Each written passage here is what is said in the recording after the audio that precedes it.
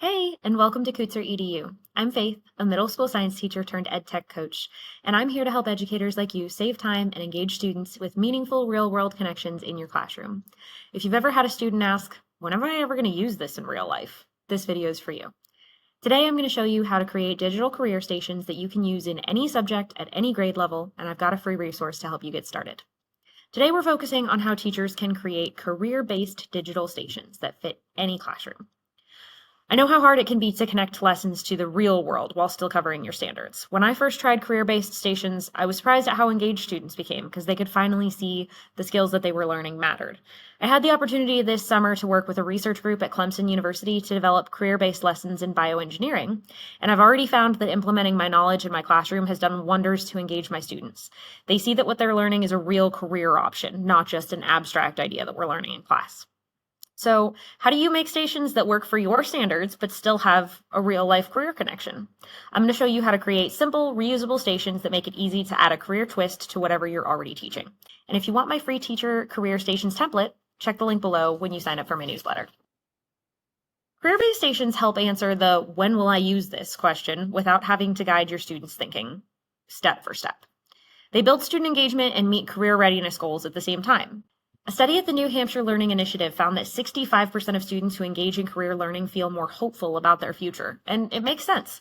When we teach our kids that the things that they're learning are going to help them in their future, whether that's doing something that they really love or just making more money, it's going to give them hope about what they're doing. Another study in Connecticut found that career-connected learning increased student employment when they reached the workforce by 1/3. So it makes a lot of difference to them in the future as well. The sooner that we can get students to picture themselves in those future roles, the more likely they are to be ready for those careers when they enter the workforce. And they've found through research that the best time to engage them is starting at 5th or 6th grade, but whenever we can get them started is great. So what are digital career stations? Digital stations are self-contained, tech-based activities that students rotate through at their own pace. As digital resources, they're easy to differentiate, manage, and reuse. You can change whatever doesn't work for you very easily. Each station should be linked to a real-world career or skill, so students get both content and the context that they need to understand that career. They can also be done as hands-on activities if you have the tools to let students explore the careers that they're learning about, but that's not available to all of us, which is why I've made a digital resource. Some ideas for station ideas that I've used. I really like starting with a vocabulary station so that students can explore key vocab connected to the lesson or career field that they're learning about and force them to use their words in creative ways that helps build their understanding. I always like to include a reading that's some kind of background article related to the topic and some guiding questions that they have to answer about the job they're learning about. A video is great to include, something that shows a person really doing the job that they're learning about in real life, and then some questions for them to reflect on what they've learned about. Job exploration with a related job, an article or another video, something for them to read about what it's like day to day doing that job. Then giving them some sort of problem that they have to solve is always a great way to engage their brains. So for example, if they're learning about bioengineering, maybe they need to solve the problem of medical patients not being compliant with using their medical devices correctly. How can they make the medical device a little better to make people want to use it more? Give them some kind of problem that they have to brainstorm how to solve and really get those gears turning.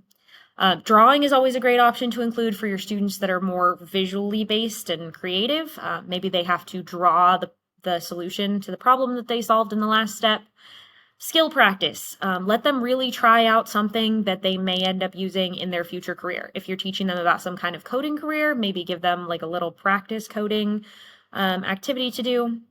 Knowledge checks, always great at the end to just wrap up multiple choice questions about what they learned.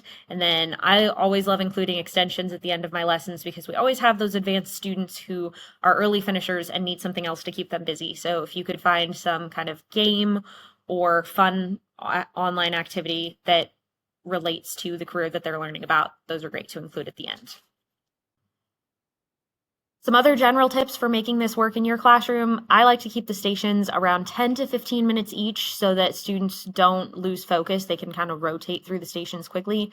Using a mix of different activities with text, video, hands-on things appeals to those different learning styles. Give students some choice in the order that they visit stations so you can make it so they're not allowed to do maybe the assessment until they're done with all the others, but they're allowed to do anything else in the order that they want, up to you.